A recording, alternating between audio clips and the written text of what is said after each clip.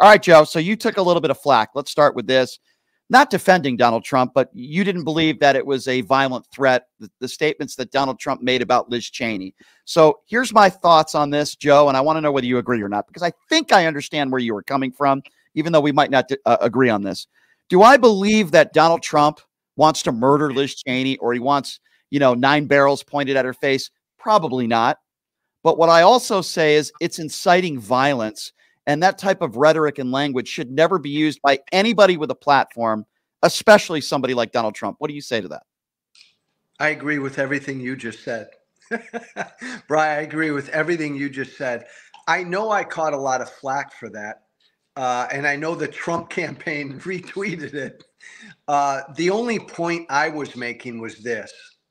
Donald Trump did not call for the execution, the public execution by a firing line of Liz Cheney.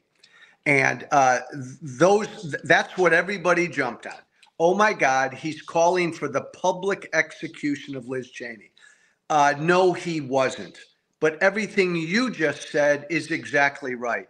He's inciting violence. He's making very clear that when he becomes president, he's going after his enemies. It's just one more of a million things he's said that make clear he's unfit to be president. I've heard from people that are close to the Trump campaign that there's a lot of people around him that are very angry that he's not talking about policy, that he's not talking about the future.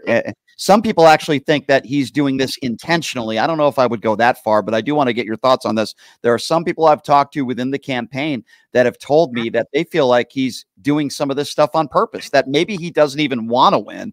What are your thoughts on that? Do you think there's any credence to that? My first reaction, Brian, is so what? So what?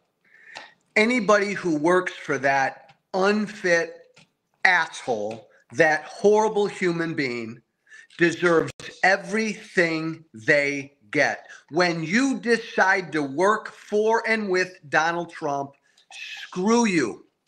You deserve anything and everything. I feel no sympathy for anybody who works with him. Do I think he's trying to lose the election on purpose? No. I think he not only has he always been a horrible human being, I think he's losing it upstairs. So I think he's also nuts. It is what it is. He shouldn't be elected. I agree. If you're just joining us, former presidential candidate Joe Walsh joining us. So, Joe, here we are, one day away from Election Day. I've given my predictions. You told me last time we spoke, I think it was like a few weeks ago, and you felt like Donald Trump had a slight edge. I want to ask you the same question now. My opinion hasn't changed. I think Harris wins, but I think it's going to be very close. You've been all over the country, right? Republicans for Harris. You've spoken to so many moderate Republicans, and you've done such a great job in doing so. I want to get your thoughts right now. Has it changed at all? Yes. I think, Brian, the last time you called for a prediction might have been 3 or 4 weeks ago. Mm-hmm. Yes, I think she wins. And look, what do any of us know? Nobody knows nothing. But I think she wins. I think she wins by more than people think. And I say that for 2 reasons. I've been on the ground almost every day for the past 3 months in Nevada, Michigan, you name it, a battleground state. 2 things I've been hit with over and over. There is utter exhaustion with Trump, and it's been increasing, Brian, every week I've been out there. I'm mostly talking to independents and Republicans. There is utter exhaustion with the Trump crap show.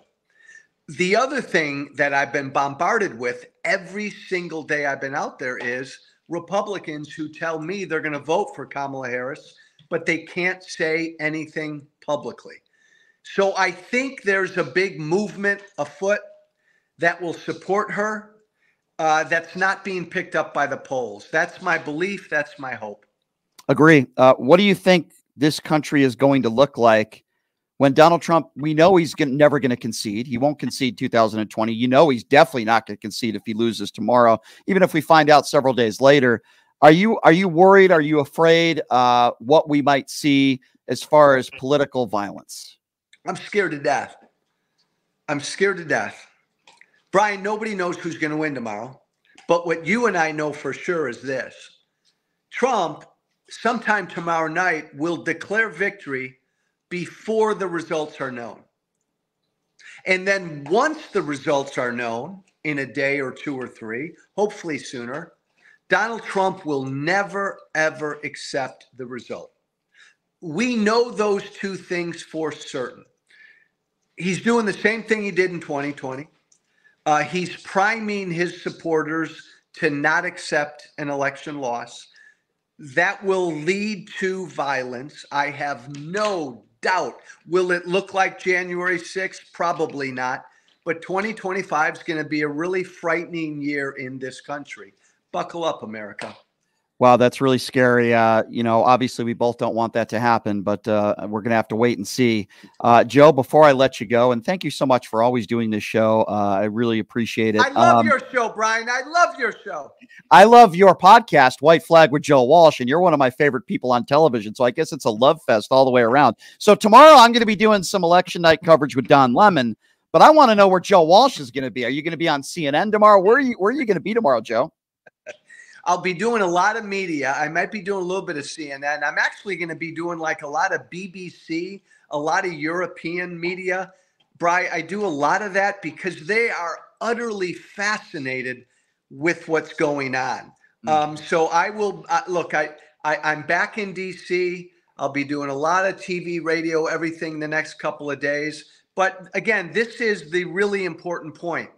I think she's going to win. But this next day or two or three or four is going to be really rocky because, again, think about it. One of these two candidates is going to purposely lie to the American people, all to incite violence. This is scary stuff. And I worry, Brian, that America is not ready for the day after the election. I really worry about that. I do as well, Joe. I hope that doesn't happen. But I think, unfortunately, sadly, it will, especially if Donald Trump loses. I hope that this country is prepared for it. We'll have to wait and see. But Joe, I always love the fact that you're always, upfront, honest, and on the right side of history, my man. I look forward to listening to your commentary tomorrow, and we'll catch up later on in the week. But always appreciate the time, my friend. You're the best. Love you, pal. And let's hope we get the result we both want, because I know you've been working tirelessly, which I commend you for what you've been doing across the country. Keep it up, and love following you on Twitter. And we'll talk to you soon. Thanks, Joe. Vote Nevada. Thanks, Brian. Great being with you.